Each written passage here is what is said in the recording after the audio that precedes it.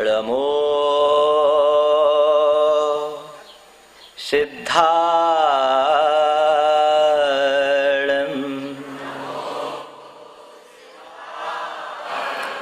नमो आयर्याणं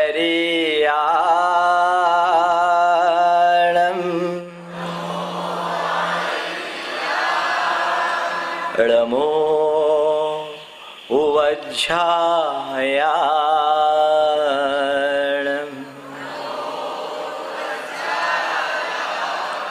नमो लोये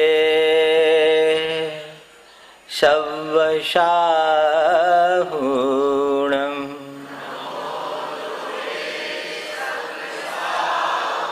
एसो पंचिणमो यारो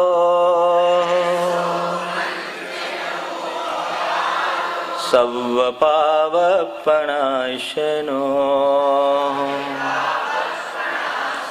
मंगलार्णं च सव्वेसिं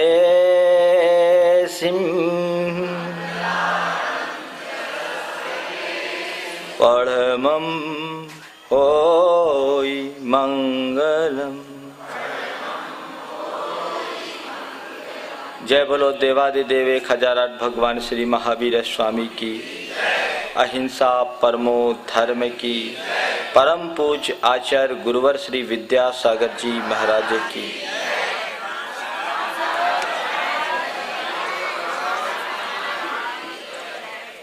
एक आदमी बड़ी तेज गति से दौड़ा चला जा रहा था। रास्ते में किसी युवक ने उसे टोकते हुए पूछा, बंधुवर इतनी तेजी में किधर? उसने जवाब दिया, पता नहीं। तेजी से भागते हुए व्यक्ति को टोक कर युवक ने पूछा कि भाई इतनी तेजी में कहां? उसने कहा, पता नहीं। युवक आश्चर्यचकित रह गया। उसने पूछा, कहां जा रहे हो ये पता नहीं, आ कहां से रहे हो? जवाब दिया, ये भी पता नहीं। वह विस्मय से विमुग्ध हो गया। उसने पूछा, कहां जा रहे हो ये पता नहीं, कहां से आ रहे हो ये पता नहीं, क्यों जा रहे हो? जवाब मिला, ये भी पता नहीं। युवक हैरान रह गया। उसने पूछा, भाई कहां से आ रहे हो ये पता नहीं, कहां जा रहे हो ये पता नहीं, क्यों जा रहे हो ये पता नहीं, तो आखिर ये तो बताओ कि तुम हो कौन? तुम ये तो बताओ कि तुम हो कौन? जानते हो उसने क्या जवाब दिया? उसने कहा, ये भी पता नहीं। ऐसे आदमी को हम पागल के अलावा और कुछ नहीं कह सकते हैं। लेकिन आज के मनुष्य के संदर्भ में ये बात भी बहुत अंशों में लागू होती है। आज का इंसान बहुत तेजी से भाग रहा है। भागम भाग सारी जिंदगी उसकी लगी है। गति होने के बाद भी जीवन में प्रगति नहीं है, क्योंकि उसका अपना कोई गंतव्य नहीं है। जीवन का कोई लक्ष्य नहीं है, जीवन का कोई उद्देश्य नहीं। लगातार चलने के बाद भी हम कहीं पहुंच नहीं पा रहे हैं, क्योंकि उद्देश्य विहीन यात्रा यात्रा नहीं, भटकन होती है। संत कहते हैं, वही गति प्रगति में परिणत होती है जिसके साथ कोई उद्देश्य जुड़ा होता है, जिसका अपना कोई गंतव्य होता है, जिसका अपना कोई प्राप्तव्य होता है। हम चल तो रहे हैं लेकिन हमारा कोई गंतव्य नहीं। हम पाने की कोशिश में तो हैं पर हमारा कोई प्राप्तव्य नहीं। हम मनन तो कर रहे हैं लेकिन हमारा अपना कोई मंतव्य नहीं है। मनुष्य के जीवन का आज कोई उद्देश्य नहीं दिखता।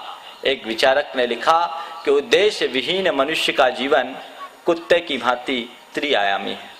वे त्रिआयाम है, दिन भर इधर से उधर घूमना, अपने साथियों से लड़ना झगड़ना, दिन भर इधर से उधर घूमना, दिन रात खाना और बचे हुए समय को अपने साथियों से लड़ने झगड़ने में बिता देना। विचारक कहते हैं, उद्देश्य विहीन जीवन, मनुष्य का जीवन भी कुछ ऐसा ही जीवन है। वो रोते हुए जन्मता है, शिकायतें करते हुए जीता है और निराशा के मलबे में दब करके मर जाता है।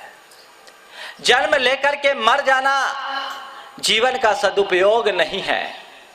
संत कहते हैं हमारा जीवन तभी सार्थक होता है जब हम अपने जीवन को किसी उद्देश्य से अनुबंधित करते हैं। उद्देश्य विहीन जीवन का अपना कोई महत्व नहीं होता। जीवन भी सबको मिलता है, जीवन महत्वपूर्ण नहीं है। जीवन की दृष्टि से देखा जाए तो हम में और जगत के अन्य प्राणियों में भी जीवन है। पशु पक्षियों और हम में कोई मौलिक अंतर है। संसार के हर प्राणी में जीवन है, लेकिन फिर भी मनुष्य को संसार में सर्वाधिक महत्व और प्रतिष्ठा मिली है। उसे प्रकृति की श्रेष्ठतम कृति कहा जाता है, क्योंकि मनुष्य के जीवन में केवल जीवन नहीं है, उसके साथ जीवन मूल्य भी जुड़ा है। जीवन से ज्यादा महत्वपूर्ण जीवन मूल्य है। जो अपने जीवन में जीवन मूल्यों को प्रतिष्ठापित कर लेते हैं, उनका ही जन्म लेना और उनका ही जीवन सार्थक हो पाता है। और लंबा चौड़ा जीवन पाकर के भी जो मूलभूत मानवीय जीवन मूल्यों से वंचित हो जाते हैं, उनका जीवन पशु के समान बन जाता है। हम में और पशु पक्षियों में, हम में और जगत के इतर प्राणियों में यदि कोई मौलिक अंतर है तो इसी जीवन मूल्य का अंतर है। संत कहते हैं जीवन में जीवन मूल्य की प्रतिष्ठा ही धर्म का चरम और परम लक्ष्य है। हम अपने जीवन में उन उदात्त मूल्यों को आत्मसात करने की कोशिश करें जिनसे हमारे जीवन का चरम और परम विकास होता है। हम अपने इस अकिंचन जीवन को जिसके बल पर महान बना सकते हैं। हमारा जीवन मिट्टी की भांति है, लेकिन मिट्टी तुल्य इस जीवन को मंगल कलश में रूपांतरित किया जा सकता है। जीवन मिट्टी है और जीवन मूल्य उसे मंगल कलश में परिणत कर देना है। जीवन की शाश्वत उपलब्धि की अभिव्यक्ति ही जीवन में जीवन मूल्य की प्रतिष्ठा है। अपने जीवन में अहिंसा करना, प्रेम दया की भावना को आत्मसात करना ही जीवन में जीवन मूल्य की प्रतिष्ठा है। एक बीज जब धरती के गर्भ में समाता है, वो अंकुरित होता है, फलता फूलता है, विशाल वृक्ष का रूप धारण कर लेता है, लेकिन बीज अकेले वृक्ष के रूप में परिणत होकर के सार्थक नहीं बन पाता। कितना भी सघन पेड़ क्यों ना हो, यदि उसमें फूल और फल न लगे तो उस वृक्ष की पूरी तरह से सार्थकता नहीं हो सकती। मनुष्य का जीवन भी एक बीज की भांति है और ये बीज विराट वृक्ष के रूप में विकसित होकर जब तक मानवीय गुणों के फूलों और फलों से लदता नहीं, तब तक हमारा जीवन सार्थक नहीं हो पाता।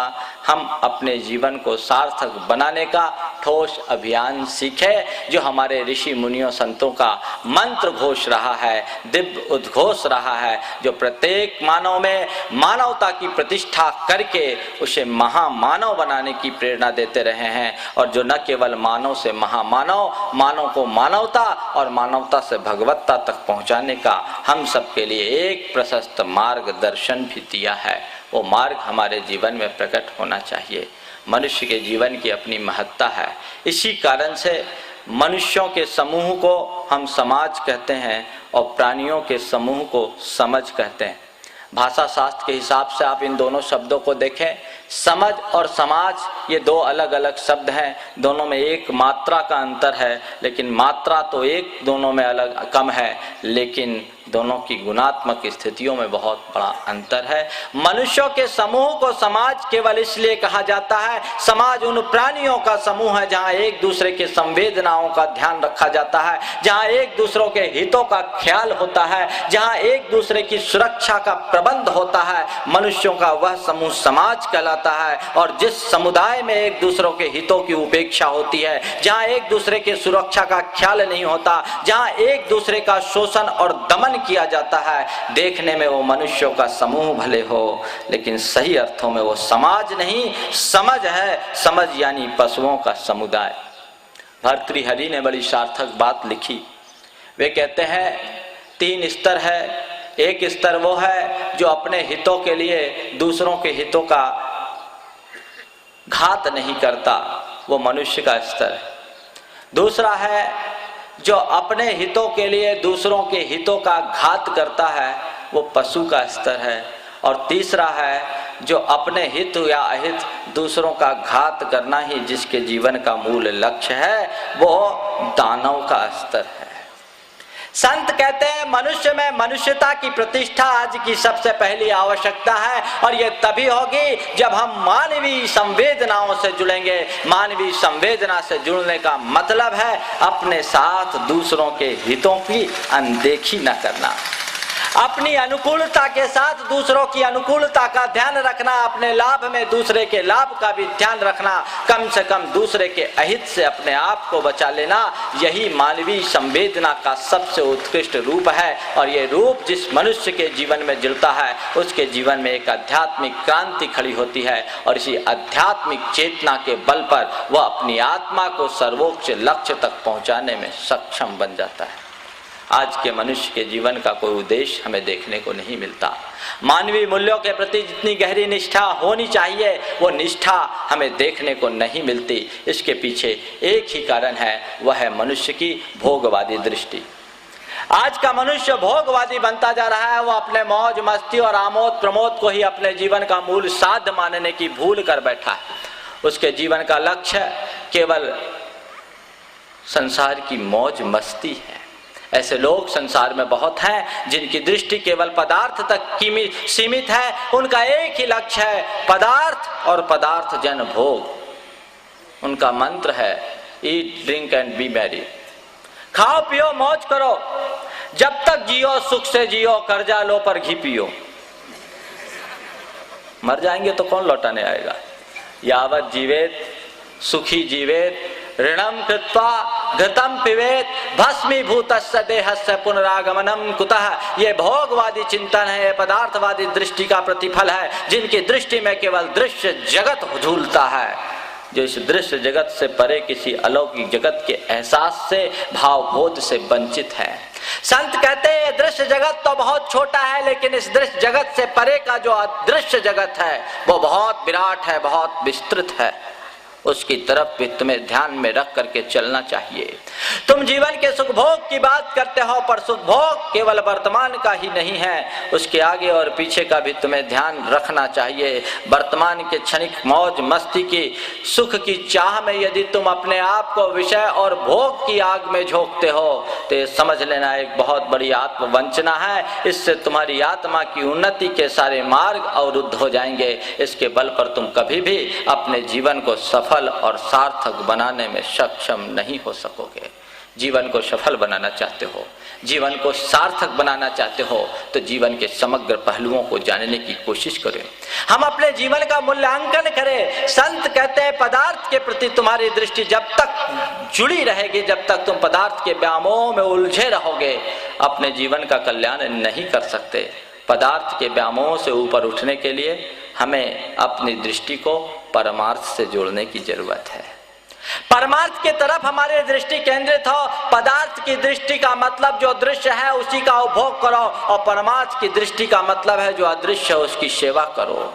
पदार्थ की दृष्टि का मतलब है जो सामने है उसका सत्कार करो, और परमार्थ की दृष्टि का मतलब है जो सामने नहीं है उसका श्रृंगार करो। हम देह का श्रृंगार करते हैं, हम जड़ का श्रृंगार करते हैं, हम दृश्य की कीमत आंकते हैं। संत कहते हैं दृश्य नहीं दृष्टा महत्वपूर्ण है, भोग नहीं भोक्ता महत्वपूर्ण है। जड़ नहीं चेतन महत्वपूर्ण है। तुम्हें जड़ दिखाई पड़ता है और तुम जड़ के सत्कार में जुटे रहते हो। तुम दृश्य को देखते हो और उसके व्यामोह में उलझ जाते हो। जो तुम्हें भोग दिखाई पड़ते हैं तुम उसमें लीन हो जाते हो। संत कहते हैं नहीं, भोक्ता का सत्कार करना सीखो, दृष्टा का मूल्यांकन करना सीखो, चेतन का महत्व समझना सीखो, तब अपने जीवन में कोई सार्थकता तुम घटित कर सकोगे। अन्यथा तुम्हारा ये लंबा चौड़ा जीवन भी यूं ही खत्म हो जाएगा। ध्यान रखना, तुम सुख शांति की अभिप्सा अपने जीवन में रखते हो, कितना भी अधिक पदार्थ का संग्रह तुम क्यों ना कर लो, धन पैसे और भोग विलासिता के साधनों की तुम कितनी भी अंबार क्यों न लगा लो, ये तुम्हें रंच मात्र सुख नहीं दे सकते। क्योंकि आज तक का अनुभव हमें बताता है कि पदार्थ के संग्रह से न तो किसी को सुख मिला है न कभी मिल सकता है। रेत को कितना भी हम निचोड़ने की कोशिश करें, रेत से पानी ही निकल सकता है, रेत से तेल नहीं निकल सकता। हम नीर को कितना भी मथने की कोशिश करें, उससे नवनीत की उपलब्धि नहीं हो सकती। पदार्थ के माध्यम से सुख की चाह करना नीर से नवनीत पाने की एक असंभव कामना है। पदार्थ से सुख पाने की चाह करना रेत से तेल निकालने का, रेत से पानी निकालने का एक असंभव प्रयास करना है, जो कि आज तक न तो कभी हुआ है न कभी हो सकता है। संत कहते हैं कि तुम चाहे कितना भी पैसा जोड़ लो, तुम चाहे कितना भी भोगो भोग के संसाधन एकत्रित कर लो, ध्यान रखना ये साधन तुम्हें सुख नहीं दे सकते। आज तुम बहुत तेज गति से चल रहे हो, ये युग विकास का युग माना जाता है। हम तकनीकी और प्रौद्योगिकी विकास के युग में जी रहे हैं, जहां हमने विकास के नए नए प्रतिमान और कीर्तिमान स्थापित किए हैं। मनुष्य जाति के इस विकास की कहानी को अगर हम देखते हैं तो अतीत के युग में जितना विकास नहीं हुआ उतना अभी की शताब्दी में हुआ है और हो रहा है, बहुत तेज गति से चल रहा है। पर संत कहते हैं थोड़ा देखो तो सही, पदार्थ के क्षेत्र में जो तुमने विकास किया है वो सही अर्थों में तुम्हारे जीवन के विकास का प्रतिमान बन रहा है या नहीं। तुम जैसे अपने जीवन का विकास कर रहे हो, सुख शांति और संतुष्टि पाने के लिए तुम जिसे अपना रहे हो, रोज नए नए वस्तुओं को ईजाद कर रहे हो, वे तुम्हें सुख संतुष्टि प्रदान करने में कहीं से समर्थ हो पा रहे हैं या नहीं। थोड़ा देखने की कोशिश करो। पदार्थ को जोड़ने की लालसा तो तुम्हारे अंदर न जाने कब से जन्मी है और पल रही है, लेकिन इतना सब कुछ विकास करने के बाद यदि तुम्हारे जीवन में सुख शांति की अनुभूति होती तो ये माना जा सकता था कि तुम सही में चल रहे हो, तुम्हारे जीवन का सही विकास हो रहा है। लेकिन वो सब कुछ देखने को नहीं मिल रहा है। एक और मनुष्य की ये विकास की कहानी दिखती है तो दूसरी तरफ ये भी हमें देखने को मिलता है कि आज का मनुष्य जितना अधिक हताश है, निराश है, तनाव और कुंठा से ग्रसित है, आज के मनुष्य में जितना अधिक दुख और द्वंद्व है उतना अतीत के किसी भी शताब्दियों में नहीं रहा। तो फिर मनुष्य की इस प्रगति को हम प्रगति कैसे कहें, उसके विकास को हम विकास कैसे कहें। मेरी समझ में जिसे हम प्रगति मान करके चल रहे हैं वो प्रगति नहीं, प्रतिगति है। प्रगति के व्यामोह में मनुष्य आज बहुत उल्टी गति कर रहा है, वो विपरीत पथगामी हो गया है, उसकी प्रवृत्ति उन्मार्गी हो गई। उसने अपने जीवन का जैसा उन्नत उद्देश्य निर्धारित करना चाहिए उस उद्देश्य को बहुत दूर कर दिया। मनुष्य का लक्ष्य बहुत सतही और उथला हो गया है। उथले लक्ष्य के बल पर हम बहुत बड़ी सफलता कभी अर्जित नहीं कर सकते। ऊंची सफलता के लिए लक्ष्य भी ऊंचा होना चाहिए।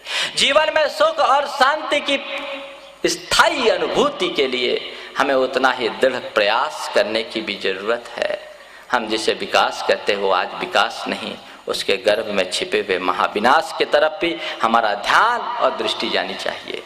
विहार करते समय सड़क पर एक बहुत अच्छा स्लोगन लिखा था हम सुनहरे कल की ओर बढ़ रहे हैं। पढ़ करके बहुत अच्छा लगा। सुनहरे कल की ओर बढ़ने की रंगीन कामना उसमें व्यक्त थी, पर 100 मीटर भी आगे नहीं बढ़े होंगे कि एक दूसरा बोर्ड दिखाई पड़ा और उसमें लिखा था सावधान आगे अंधा मोड़ है। जिस सुनहरे कल की सपने को संजोते हुए हम आगे बढ़ रहे हैं उसी कल के गर्भ में कोई अंधा मोड़ भी छिपा हुआ है। आज के विकास की यथार्थ की अभिव्यक्ति इससे सहज हो जाती है। संत कहते हैं कि तुम जिस पदार्थ के सुख की चाह में भाग रहे हो वो पदार्थ तुम्हें सुख नहीं दे सकता। हाँ, पदार्थों के संग्रह के बल पर तुम कुछ साधन जुटा सकते हो। साधन जुटाना अलग है। साधन तुम जुटा सकते हो, साधन से सुविधा मिल सकती है, सुख नहीं मिल सकती। सुख नहीं मिल सकती। सुख पाने के लिए साधन नहीं साधना करना पड़ेगा। ध्यान रखना, सुविधा जुटाई जा सकती है, सुख जुटाया नहीं जाता। सुख तो अर्जित किया जाता है जो हमारे भीतर से प्रकट होता है और साधना के फल स्वरूप प्राप्त होता है। जो व्यक्ति जितनी गहरी साधना में लीन होता है उसका जीवन उतना अधिक सुखी हो जाता है, और जो जितनी अधिक संसाधनों में उलझा रहता है वो सुविधाओं से घिर भले जाता है लेकिन उनका जीवन सुखी नहीं बनता। ध्यान रखना, कई बार आप खुद महसूस करते हो कि तुम्हारी सुविधा ही तुम्हारे जीवन की सबसे बड़ी दुविधा बन जाती है। सुविधा ही दुविधा बन जाती है। इसलिए संत कहते हैं सुविधाओं की तरफ तुम्हारी दृष्टि नहीं होनी चाहिए, तुम्हारी दृष्टि सुख की तरफ होनी चाहिए। और ध्यान रखना, पदार्थ की अपनी एक बहुत बड़ी सीमा है। पदार्थ कभी सुख नहीं दे सकता। सुख तो तुम्हें परमार्थ से मिलेगा जो तुम्हारे भीतर से उपजता है। तुम पैसा जोड़ करके चाहे जो कुछ इकट्ठा करना चाहो तो एक केवल कल्पना ही होगी। सब कुछ पैसे से एकत्रित नहीं किया जा सकता। पैसे से तुम रोटी खरीद सकते हो पर भूख पैसे से नहीं लाई जा सकती। पैसे से बिस्तर लगाया जा सकता है लेकिन पैसे से नींद नहीं लाई जा सकती। पैसे से दवाई इकट्ठी की जा सकती है पर आरोग्य की अनुभूति पैसे से नहीं की जा सकती। पैसे से मकान बनाया जा सकता है पर आराम पैसे से नहीं पाया जा सकता। पैसे से चश्मा खरीदा जा सकता है लेकिन दृष्टि पैसे से नहीं छपाई जा सकते। पैसे से प्रसाधन की सामग्री लाई जा सकती है पर सौंदर्य पैसे से नहीं लाया जा सकता। पैसे से सुविधा जुटाई जा सकती है, सुख पैसे से कभी भी नहीं जुटाया जा सकता। यह दृष्टि हमारी विकसित होनी चाहिए। अपनी दृष्टि को परमार्थोन्मुखी बनाएं, अपने चिंतन की दिशा को हम परिवर्तित करने की कोशिश करें, तब हमारा जीवन सार्थक होगा और तभी हम अपने जीवन मूल्य को स्थापित कर सकेंगे, अपने मनुष्य जीवन को सार्थक बना सकेंगे। अपने चिंतन की दिशा को बदले, जड़वादी चिंतन से हम अपने आप को मुक्त करें, आत्मोन्मुखी दृष्टि अपनी जागृत करने की कोशिश करें, जीवन में अध्यात्म की पिपासा को उद्घाटित करने का प्रयास करें। यदि हमारे अंतरंग में अध्यात्म की पिपासा जागृत हो जाती है तो पल में ही हमारे जीवन के रूपांतरण की प्रक्रिया प्रारंभ हो जाती है। पर यह तभी संभव होगा जब हम जीवन के मूल्य को समझेंगे, जीवन के महत्व को समझेंगे। ये एक बड़ी विडंबना है कि आज के मनुष्य हर चीज का मूल्यांकन करता है सिवाय अपने जीवन के। आप अपने घर में जो भी चीजें रखी है सबका कोई ना कोई मूल्य आंक करके रखे होंगे। इवन तुम्हारे घर के कबाड़ खाने में भी जो चीजें होंगी उसका भी तुमने कोई हिसाब किताब लगा रखा होगा कि कबाड़ी को बेचेंगे तो ₹2 किलो तो ये खरीद ही लेगा। लेकिन अपनी जिंदगी का कोई हिसाब लगाया कि मैंने अपने जीवन की कितनी सांसें गंवा दी और कितनी सांसें शेष बची है, मेरे जीवन में अब कितना बचा और कितना मैंने खो दिया, इसका हमने आज तक कोई हिसाब नहीं लगाया। संत कहते हैं अपने जीवन का भी हिसाब किताब लगाओ। एक आदमी मकान बनाता है तो उस मकान में रखे जाने वाले, उस मकान में लगने वाले सीमेंट, ईंट और गारे का, लोहे का, सबका पाई पाई का हिसाब होता है। उस मकान पर रखी जाने वाली एक एक ईंट के साथ आदमी की एक एक श्वास खप रही है, उसका कोई हिसाब है? और मान लो उस मकान पर रखी जाने वाली आखिरी ईंट के साथ आदमी की आखिरी श्वास भी चले जाए तो उस मकान की कीमत क्या होगी? आपने कभी कल्पना की? ये बहुत संभव है कि मकान की आखिरी ईंट के साथ तुम्हारे जीवन की आखिरी सांस भी चली जाए। संत कहते हैं ये जो तुम करोगे यहीं छूट जाएगा, भीतर की बात को देखने की कोशिश करो।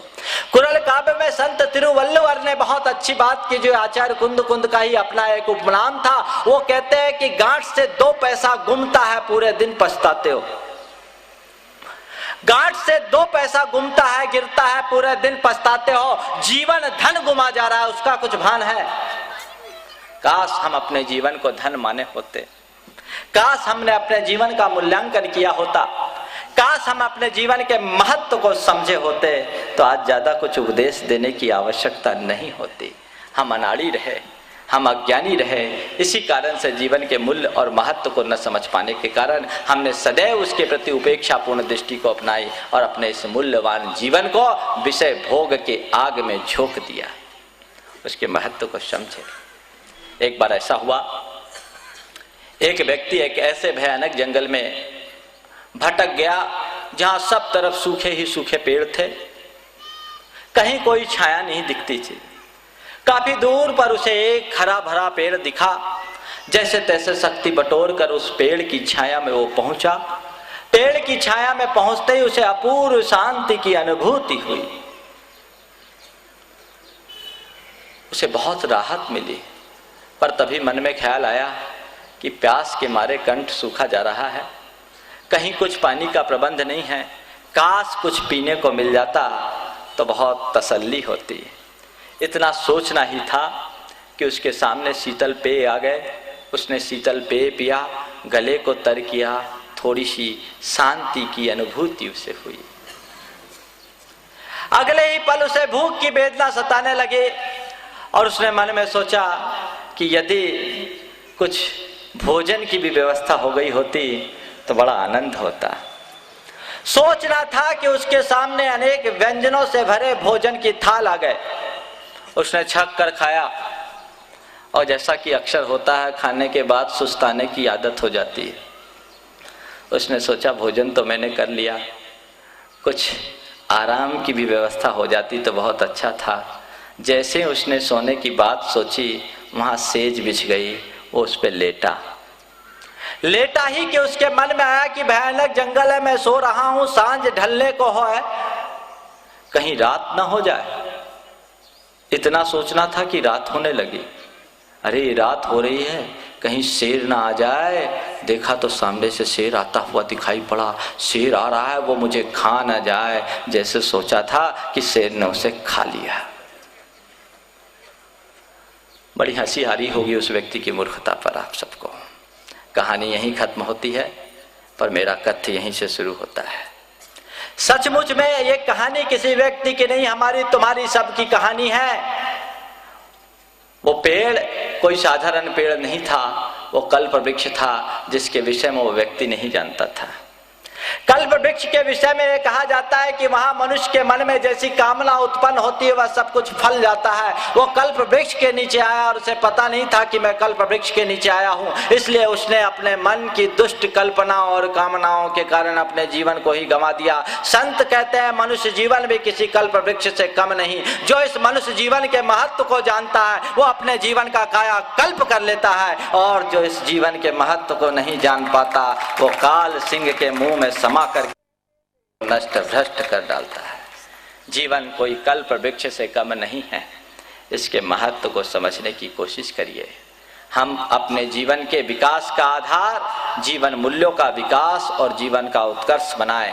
धन पैसे भोग विलास के साधनों को अपने जीवन का साध्य न बनाएं। उन्हें हम सारी जिंदगी भी जोड़ते क्यों न रहे, उनका एक कण भी हमारे साथ जाने वाला नहीं है। जब मौत हमारे सामने आएगी तो हमें यहाँ से बिल्कुल खाली ही जाना पड़ेगा। जीवन मिला है, बड़ा कीमती जीवन है, बड़ा मूल्यवान जीवन है। इस जीवन को हम सार्थक बनाएं। जीवन की सार्थकता का आधार पद प्रतिष्ठा प्रभुत्व और वर्चस्व नहीं। जीवन की सार्थकता का आधार सत्ता और महत्ता भी नहीं है। जीवन की सार्थकता का आधार जीवन मूल्य है। हम जीवन मूल्यों को आत्मसात करें। भारतीय संस्कृति के तत्व चिंतकों ने जीवन को कई दृष्टियों से देखा है और उन्होंने जीवन की सार्थकता को उजागर करते हुए एक बहुत अच्छी बात हम सबके लिए कही है कि किसका जीवन सार्थक है। वे कहते हैं शांतम तुष्टम पवित्रम च सानंदमिति तत्वतः जीवनम जीवनम प्राहु भारतीय सुसंस्कृतौ। शांतम तुष्टम पवित्रम च सानंदमिति तत्वतः जीवनम जीवनम प्राहु भारतीय सुसंस्कृतौ। भारतीय संस्कृति में उसी जीवन को जीवन कहा गया है जिस जीवन में शांति तुष्टि पवित्रता और आनंद जैसे परम तत्व समाहित होते हैं। तुमने अपने जीवन में सब कुछ जोड़ा, ये देखने की कोशिश करो कि तुम्हारे जीवन में शांति आई है या नहीं, तुम्हारे जीवन में संतुष्टि है या नहीं, तुम्हारे जीवन में पवित्रता है या नहीं, या तुम्हारे जीवन में आनंद की अभिव्यक्ति है या नहीं। यदि शांति तुष्टि पवित्रता और आनंद जैसे मौलिक गुणों की अभिव्यक्ति तुम्हारे जीवन में हो रही है तो तुम ये मान करके चलना कि हमारी जीवन की दिशा और दशा दोनों ठीक है। और यदि इन गुणों की अभिव्यक्ति नहीं है तभी हम अपने जीवन के मूल लक्ष्य से बहुत दूर हैं। हम शांति की प्राप्ति चाहते हैं। शांति विषय और भोग में नहीं है, शांति पदार्थ के संग्रह में नहीं है। शांति तब हो जब हमारी चेतना अंतर्मुखी बने, हमारे जीवन में आध्यात्मिक पिपासा जागृत हो और हम अपने जीवन को संयममय बनाएं, त्यागमय बनाएं। संतोष तब हो जब हम अपने जीवन की इच्छाओं का नियंत्रण करें। पवित्रता हमारे जीवन में तब प्रकट होती है जब हम अपने चित्त को निर्मल बनाएं, और आनंद तब झलकता है जब हम अपने जीवन को समग्रता से जानकर सही तरीके से जीवन जीने की कला सीखें। जीवन हमारे जीवन शैली पर निर्भर करता है। यदि हमने जीवन की सही कला को अपनाई है तो दुखपूर्ण स्थितियों में भी हम मुस्कुराते हुए जीने में सक्षम हो सकते हैं, और यदि जीवन जीने की सही कला से अनजान होते हैं तो सब प्रकार की अनुकूलताओं में भी व्यक्ति को रोते रोते सारी जिंदगी गुजारने पर मजबूर होना पड़ता है। आने वाले दिनों में शांति तुष्टि और पवित्रता तथा आनंद से अपने जीवन को कैसे सराबोर करके सार्थक बनाया जा सके, इस विषय में आप सबसे चर्चा होनी है। 10 दिन तक ये सत्संग का दौर प्रारंभ हुआ है और निरंतर सत्संग की बात होनी है। कई लोगों ने मुझसे कहा कि महाराज जी ये दिव्य सत्संग की बात कहाँ से आ गई, ये दिव्य सत्संग की जरूरत क्यों पड़ गई? अपने यहाँ तो पूजा विधान होते हैं, बड़े बड़े अनुष्ठान होते हैं, पंच कल्याणक होते हैं, हाथी पर लोग सवार होते हैं और हम अपनी धर्म की प्रभावना मान लेते हैं। आखिर आपके मन में ऐसी बात कैसे आई? मैंने कहा भाई बात तो मेरे मन में कुछ नहीं आई, मैं तो केवल इतना ही चाहता हूँ, हमारे गुरु ने हमें ये मार्गदर्शन दिया है कि जो तुम्हें मिला है वो सबको लुटाते चलो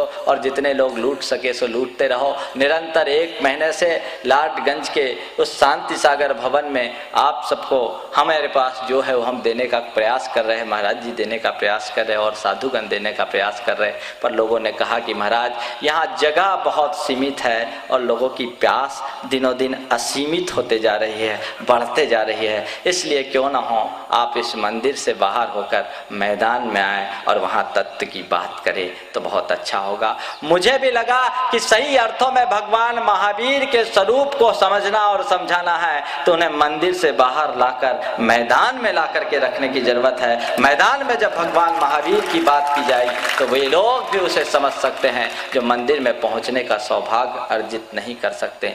बंधुओं, हमारे जीवन के साथ एक बहुत बड़ी विसंगति हमें देखने को मिलती है। हम पूजा पाठ और क्रियाकांड में जितनी तत्परता और उत्सुकता से जुड़ जाते हैं, अपने जीवन व्यवहार को परिवर्तित करने में उतनी उत्सुकता हमें देखने को नहीं मिलती। इसलिए मैंने सोचा कि इस बार पूजा पाठ का कोई कार्यक्रम न रखकर सत्संग का कार्यक्रम रखा जाए। सत्संग जो हमारे जीवन का रंग बदले, जो हमारे जीवन का ढंग बदले, जो हमारी चाल बदले, जो हमारी ढाल बदले, वो सत्संग है जिस सत्संग में आकर हम नाले की तरह गंदे अपने जीवन को गंगा का पानी बना ले।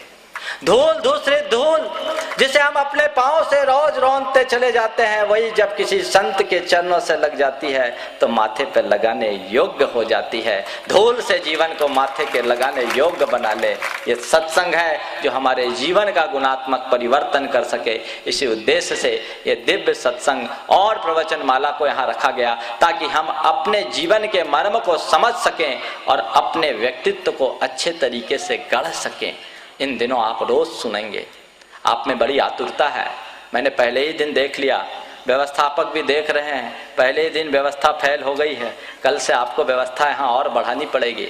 आज कुछ समय ज़्यादा खिंच गया, पहला दिन था, कुछ औपचारिकताएं अनिवार्य भी होती है, इसलिए उसे दूर भी नहीं किया जा सकता, उसे टाला नहीं जा सकता। ये तो उद्घाटन का सत्र था, विलंब हो जाने के कारण आज महाराज जी के प्रवचन के लाभ से आप लोग वंचित हो गए। समय समय पर सबके प्रवचनों का लाभ भी आपको मिलेगा, आप चिंता मत करिएगा, आपकी खुराक आपको पूरी मिलेगी, पर अब आपको समय पर आना पड़ेगा। ठीक 7:45 बजे से यहाँ के कार्यक्रम प्रारंभ होंगे। 7:45 से 8:15 तक के यहाँ की सारी फॉर्मेलिटीज पूरी होगी और 8:15 से ठीक प्रवचन का क्रम चालू होगा जो 9:30 बजे तक होगा। व्यवस्थापक इस बात को ध्यान में रखे। श्रीफल चढ़ाने की संतति बड़ी लंबी है, एक दिन ऐसा आप करना कि पूरी सभा से श्रीफल चढ़ा देना, कोई वंचित न हो सके। लेकिन इतना मैं कहना चाहता हूँ कि रोज रोज श्रीफल चढ़वाने की ये परंपरा ठीक नहीं। आगंतुक अतिथि और जो प्रासंगिक व्यक्ति हैं केवल उनसे ही श्रीफल चढ़ाएं, और यदि पूरे जबलपुर की जैन समाज को लाभान्वित कराना चाहते हो तो प्रतिदिन केवल एक संस्था के सदस्यों से आप यहाँ श्रीफल चढ़वाएं।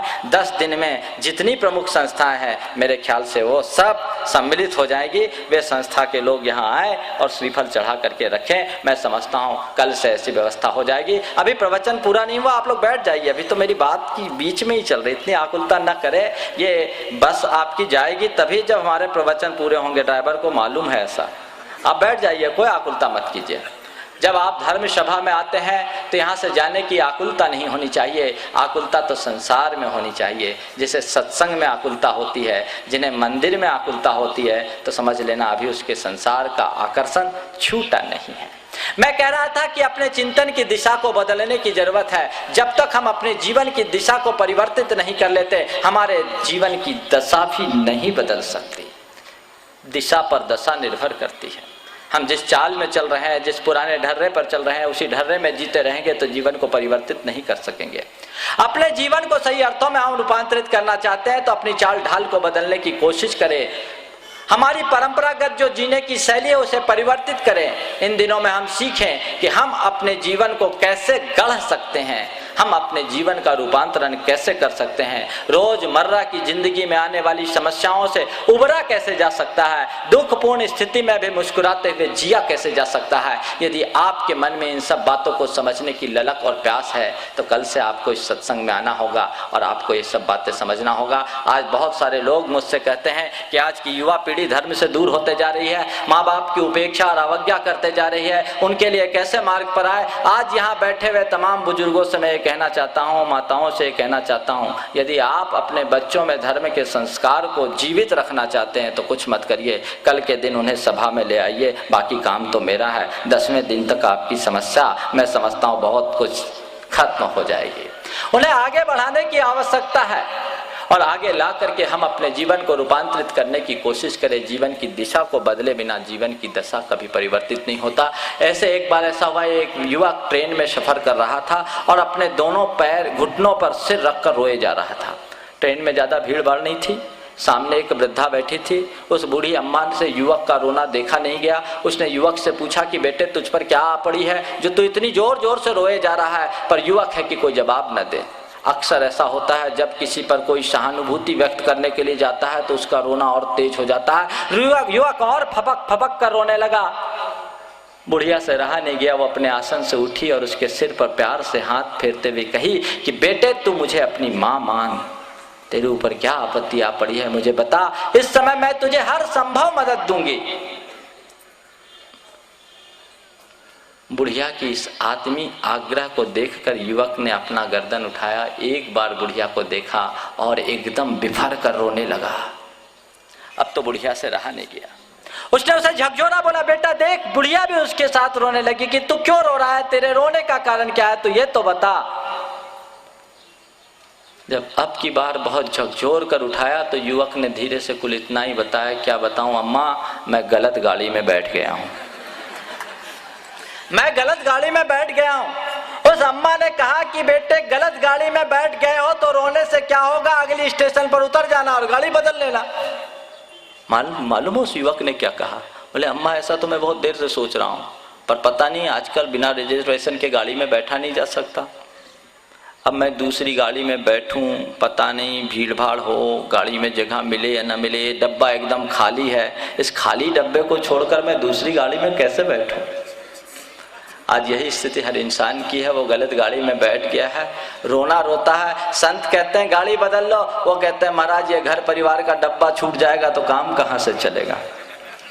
डब्बे को मुंह में गाड़ी को हम बदलना नहीं चाहते। जब तक गाड़ी नहीं बदलेंगे हमारा जीवन कैसे परिवर्तित होगा। बंधुओं, जीवन को परिवर्तित करने के लिए हमारे मन में तत्परता और आकांक्षा जागृत होनी चाहिए। हम अपने जीवन को रूपांतरित करने का संकल्प लें, हम अपने जीवन को एक महायज्ञ में परिणत कर दें, जिससे हम अपने मानवता के अभिष्ट लक्ष्य को प्राप्त कर सके, अपने जीवन के चरम प्राप्तव्य को पा सकें, सही गंतव्य तक पहुंच सके। हमारा जीवन क्षण क्षण छीन हो रहा है, क्यों कोई भरोसा नहीं हमारी अंतिम सांस कब निकल जाए। एक एक कदम हम चल रहे हैं, एक एक सांस हमारी खपते जा रही है, पता नहीं लौटी हुई सांस दोबारा आ सके या ना सके। इसलिए कहते हैं गतिशील करो कदमों को मंजिल पास नहीं है, गतिशील करो कदमों को मंजिल पास नहीं है, काल चक्र गतिमान किसी का दास नहीं है। जीवन की एक एक सांसों को सार्थक कर डालो तुम, क्योंकि श्वासों का पल भर का भी विश्वास नहीं है, सांसों का पल भर का भी विश्वास नहीं। एक एक सांस को सार्थक करे। कब हमारा जीवन खत्म हो जाए, जीवन नष्ट होने वाला है, ये मर्त जीवन है। मरने से पहले हम अमृत को निचोड़ने की कला सीख ले, जीवन के समाप्त होने के पहले इसे सार्थक बनाने की कला हम सीख ले। एक दिन हम मरेंगे, हमारी अर्थी संजोई जाएगी और अर्थी निकाली जाएगी। संत कहते हैं कि इससे पहले कि तुम्हारी अर्थी उठे तुम जीवन के परम अर्थ को समझ लो। एक दिन तुम्हारी चिता जलेगी, इससे पहले कि तुम्हारी चिता सुलगे तुम अपनी चेतना को जगाने का प्रयास कर लो। चिता के जलने से पहले चेतना को जलाने का प्रयास हो। अर्थी को उठने से पहले परमार्थ को समझने की कला सीख लो, तो तुम्हारा वो जीवन उसी क्षण निहाल हो जाएगा, तुम्हारा जीवन उसी क्षण ढाल हो जाएगा। हम अपने जीवन की इस नश्वरता को समझकर इसे सार्थक बनाने का निरंतर प्रयास करते रहें। एक बार ऐसा हुआ, एक युवक मेरे पास आया, काफ़ी अंतराल के बाद आया। अभी भी उसकी शादी हुई थी और एक दिन जब विलम्ब से आया तो मैंने पूछा भाई बात क्या है, इतने लेट से क्यों आए? बोले क्या बताऊं महाराज, शादी हो गई है, बीमा भवन गया था, सोचा कि बीमा करा लूं। बोले क्यों, बीमा कराने की ज़रूरत क्या पड़ गई? बोले महाराज जी जीवन का कोई भरोसा नहीं है, इसलिए बीमा करा लेना ठीक है, पता नहीं कब कैसी दुर्घटना घट जाए, अगर कुछ हो भी जाए तो बीमा कराने से इतना तो फायदा होगा कि मेरी पत्नी और बच्चों को कष्ट नहीं होगा। मैंने कहा भैया तुम्हें जीवन की नश्वरता का तो बड़ा स्मरण है, फिर तो तुम भगवान का पूजा भजन भी खूब करते होगे। उन्होंने कहा महाराज उसके लिए तो अभी बहुत वक्त है, बुढ़ापे में देखूंगा। भाई मेरे अभी तो कह रहे थे कि मेरे जीवन का कोई भरोसा नहीं, सो मैं बीमा कराने गया हूँ, और जब मैं कह रहा हूँ कि भगवान का पूजन स्मरण कर लो तो बुढ़ापे में देखूंगा, बुढ़ापा भी देख सकोगे कि नहीं, कोई भरोसा नहीं है। ध्यान रखो, तुम अपने जीवन की सुरक्षा के लिए बीमा कराने के जाते हो, दुनिया में ऐसी कोई भी कंपनी नहीं है जो तुम्हारे जीवन का बीमा कर सके।